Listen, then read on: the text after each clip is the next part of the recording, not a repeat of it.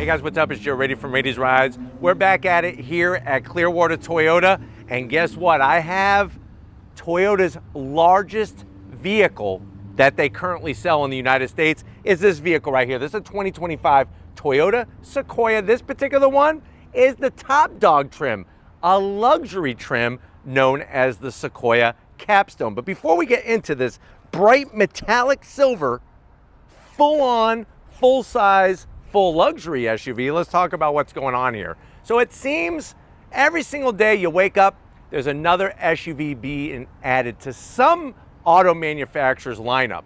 And when it comes to Toyota, the Sequoia has been around for a long time, but there's a lot of big SUV luxury competition, not only from the American brands, but also some brands like BMW, Mercedes-Benz, Audi.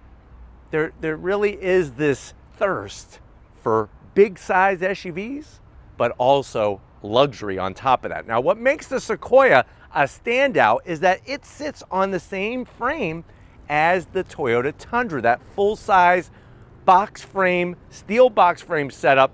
A lot of the other SUVs, they don't. Now, here in the United States, if you look at a Yukon, a Tahoe, a Navigator, those do have steel box frame chassis because they sit on truck chassis. So what I want to find out is, if you're looking for the best of the full size, but you also want reliability, durability, and of course luxury, is the Sequoia Capstone the way to go? Let's go ahead, let's dive into ours and see if we can find out. Right off the bat, the color. Metallic silver looks great on a Sequoia because it has some bold lines that really give it a lot of style, and silver always highlights that under the sun. Now, the front of the business, you're going to see full LED lighting, LED headlights, daytime running lamps, and your turn signals are blended in. A little bit of silver trim up top. We do have a functional air intake. And as we work our way down, I love on the Sequoias how you have this massive corner air curtain. That's a design that's actually unique to the Sequoia. The Tundra, which is sitting on the same chassis as the Sequoia, the Tundra doesn't have that. And I really feel like not only is it nice to have a functional vent, but it's also nice because it gives it an extra sort of aggressive look to the front of the vehicle.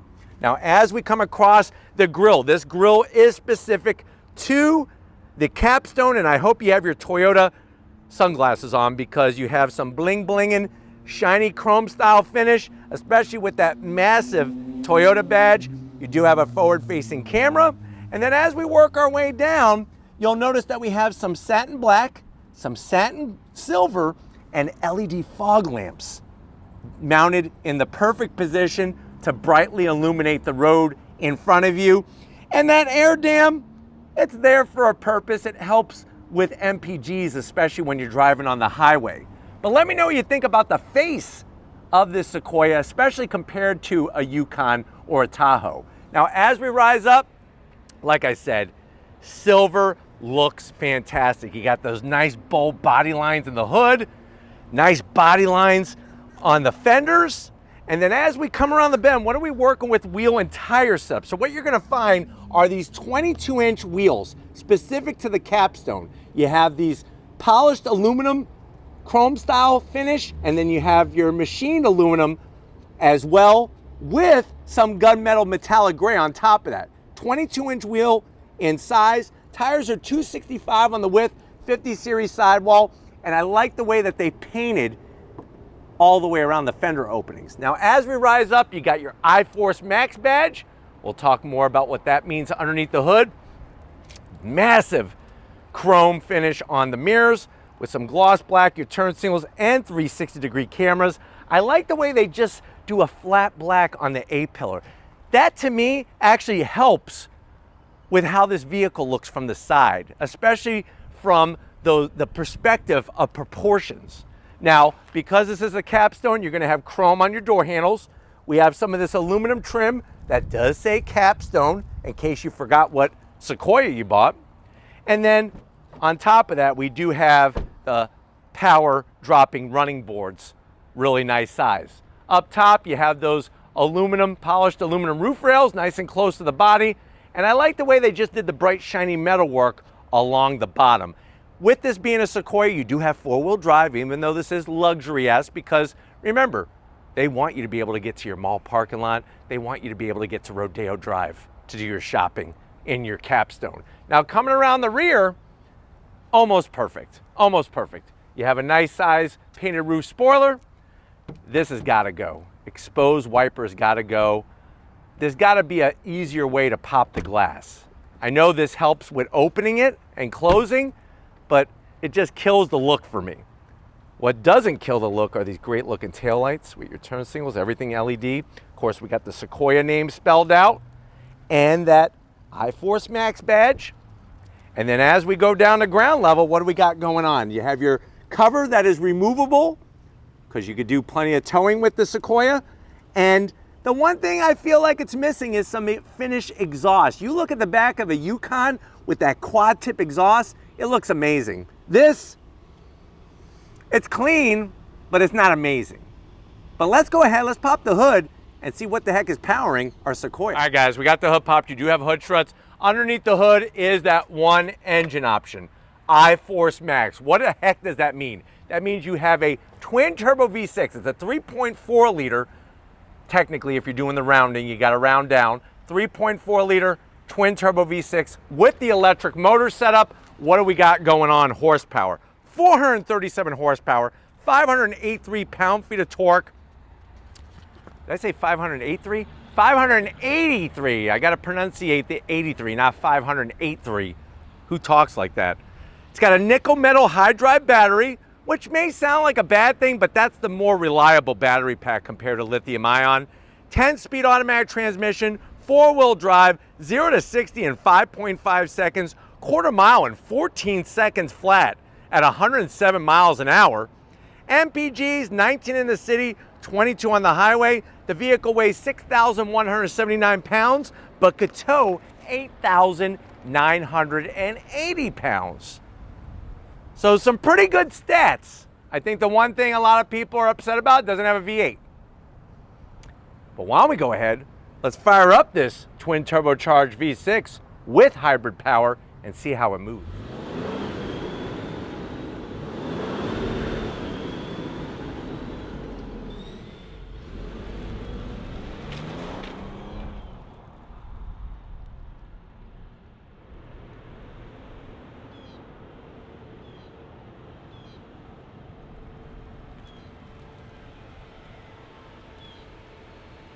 All right, guys, we're inside this top trim 2025 Sequoia Capstone. I know you're saying to yourself, well, Joe, I like Toyota vehicles.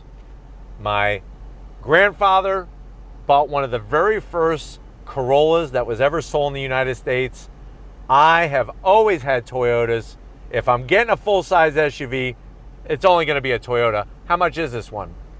Being the luxury spec, MSRP, the way this Capstone is optioned, you're looking right around $87,000. Now, that is quite a bit of money, but if you look at other luxury full-size SUVs, they're in that same price point. But let's see what you get when you go with the Toyota. To the door panels, love the materials. Soft touch up top, contrast stitching. You got that off-white creaminess, looks good. Real wood finish right in the center there where you put your luxury gold-filled Twinkies, and then you have contrast stitching on the armrest. Door pocket large enough for a 12-inch Jersey Mike sub and 2 bottles of Coke Classic, and you'll notice the very tasteful speaker grill cover for our JBL sound system. Now, going from the door panel to the dash, the wood finish, it actually lights up Capstone in ambient lighting, and you do get ambient lighting on the interior. Love the soft touch with the stitching. Slide on in, you're gonna have that massive 14-inch infotainment system. Up top, there is a 12-volt. And this is where you could put a couple of those hot dogs from 7-Eleven to keep them warm in the Florida sun. Full touchscreen capability. One thing I wanna point out is you do get massage seats. So nice to have massage seats for both people up front. Easy to understand, turn it on, turn it off, increase or decrease the intensity. Let me throw it in reverse. Look at this. Great resolution cameras. Every which angle you could think of. Neil Armstrong wished he had these cameras when he was landing on the moon. He didn't have them. We have them in the Sequoia. USB-A, 3 stages of heated seats, 3 stages of ventilated seats. You got your dual climate control, real volume knob, 360-degree camera. Look at that spin. You spin me around. Look at that. Really nice setup there. And then we're right back where we started. Technically, that's where we started. Wireless charging, a place for 4 Snickers. This is going to control your 10-speed automatic. This is going to control your 4x4. You got your different drive modes. I love this little tray here. You can fill this up with Jolly Ranchers. In here is where you could put your Tic Tacs.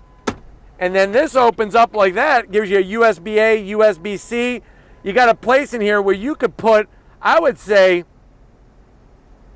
damn, you could put an NES in here with at least 5 games. One of my favorite NES games of all time is Excite Bike. Love that game. And I like the way there's easy access. So if you need to get a game cartridge out and go, you could do that very easily. Wood trim, soft leather. Look at the leather. This is the same leather they use in the Lexus LS 500. Two-tone, love the stitching, the design. Full electric assist for the passenger.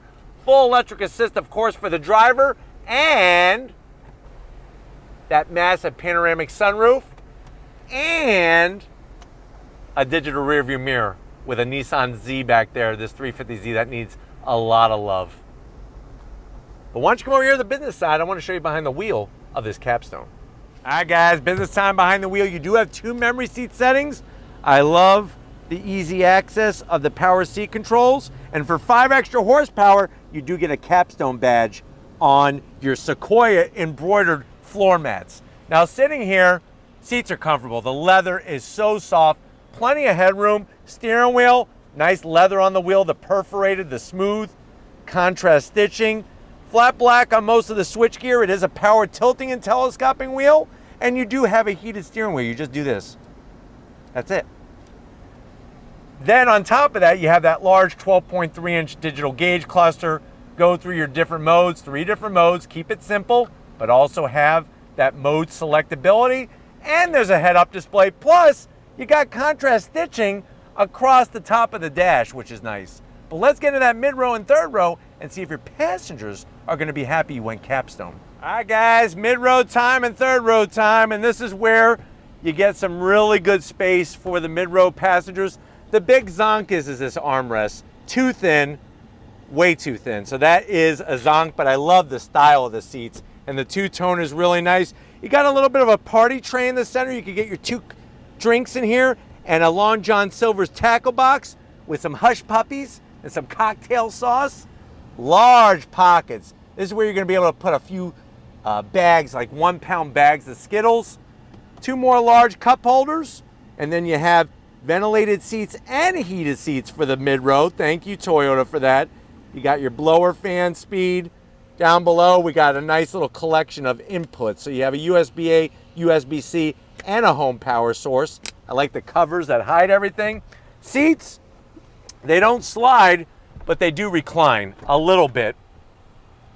And I do like the way you have the manual sunshades. That gives it a nice extra touch. But we're going to get in the third row. We're going to do this all in one shot here.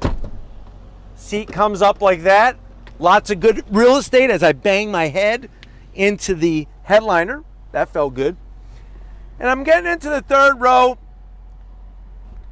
It's good, but it's not great. If I was in a Tahoe, my legs would be lower, my knees would be lower, and my head wouldn't be as close to the headliner. Seats are comfy. I just wish that they would allow that's a little bit better. So I got a little bit more headroom, but my knees are still high. Nice to have the shades in the back here. That's a nice touch. On both sides, you got USB-C. This should be soft. This should be soft. 2 cup holders though. And the seats, not the same kind of leather, but at least they're still two-tone. But the problem is if you have anything in the cargo area, you're not gonna be able to recline these seats, because right now there's like zero cargo space. I'm just looking over. But let's take a deeper dive and see what we could put in the back of the Sequoia. All right, guys, time for the sore spot in all new Sequoias, or all of the latest generation of Sequoia. You do have electric assist. I do like that nice aluminum trim that they have there. But this is what you get for cargo, not the amount of room that you would think you would get. So right now with the third row up, you have 12 cubic feet of space. You could see how with the movable rear portion of the floor, you could actually store things underneath. Steven was thinking he could store some of his camera equipment underneath here. And then you could actually adjust it if you want. You can make it higher. I mean, you could bring it all the way up to the highest setting. But that is something that takes away from the room back here and the space. I do like the way there's a home power source. That's nice to see. And then you do have power folding rear seats. One touch operation, 60-40 split. But here's the big issue. Look at how much higher the rear of the seat is compared to where this is. Now you can bring it up to here. The problem is, I don't know how much weight that you're gonna be able to put on that. So if you're going to Costco, it may get a little complicated if you're getting those big 50-gallon barrels of mayonnaise and whipped cream for some weird party you're having. I do like the fact that this slides very easily, but other than that, not my favorite. Let me show you. You do have your USB-C and a Twinkie tray in the back, like I was pointing out when we were sitting back there. And then that one-touch operation brings back both seats. And then, of course, you can move the seat. So that's the other nice thing, is give your passengers a little bit more leg room back there. You could have it like that. But why don't we go ahead? I know this is the sore spot, but let's get to a better, sunnier spot. Let's go for a drive in the Sequoia Capstone. All right, guys, we're inside this 2025 Toyota Capstone. And just right away, I mean, it is very, very comfortable in here. It is very nice in here. Nice digital rear view mirror. I'm gonna go ahead and get some massage going on here. And the massage actually feels pretty darn good. It's not one of those ones where it's just like, it feels like two things poking you in your rear end. That's not fun. But driving down the road, great visibility. And with the digital rear view mirror, obviously visibility is great out the back. Nice good sized side mirrors without being too obnoxious. And let's go on throttle. On throttle, here we go. 10 speed drops down and we're off.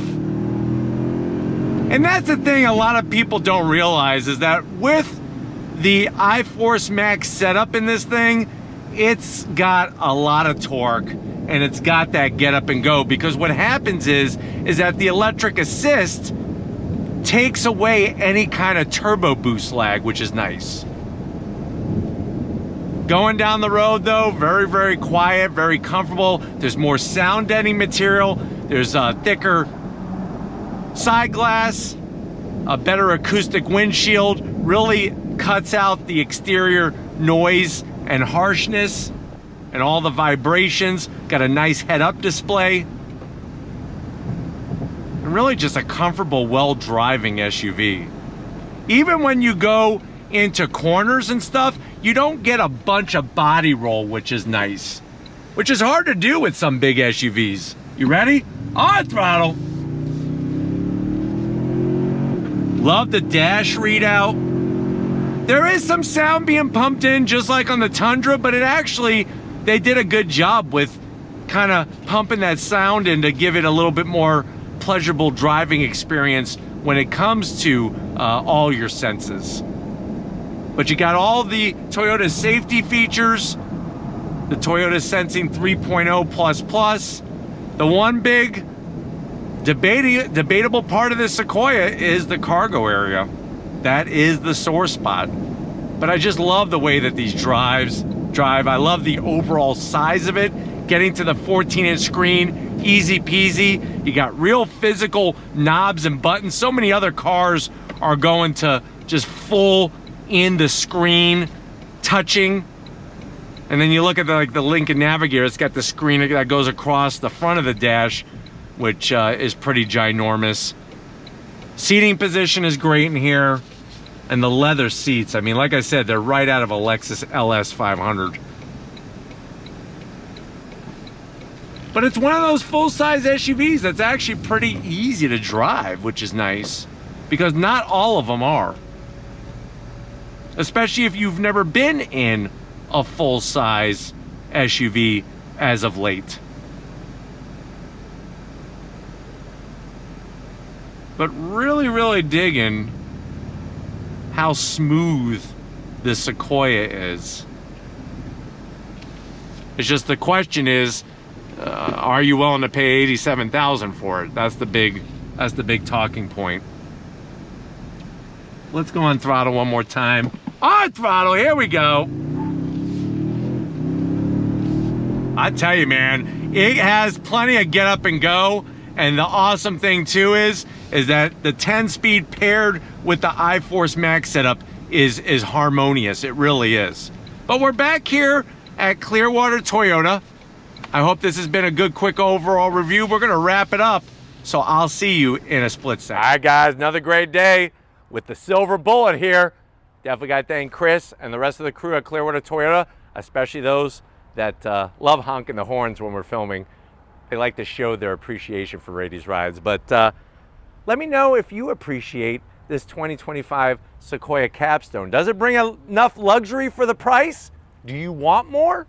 Let me know in that comment section. But if you're new to the channel, you're on your way out, hit that subscribe button. I promise you it's worthwhile. Come back for more. If you are a subscriber, then you're being part of the Rady's Rides family. Gotta give it up to Stephen Flood. He is slowly cutting weight because guess what? There's a big, huge activity that he's going to be participating in. I'm not allowed to tell. He told me he would quit working for Rady's Rides if I let the secret out, let the cat out of the bag. But I can't wait for all of you to know. And Stephen, thank you for your hard work. And just like always, guys, I'll see you on the next ride.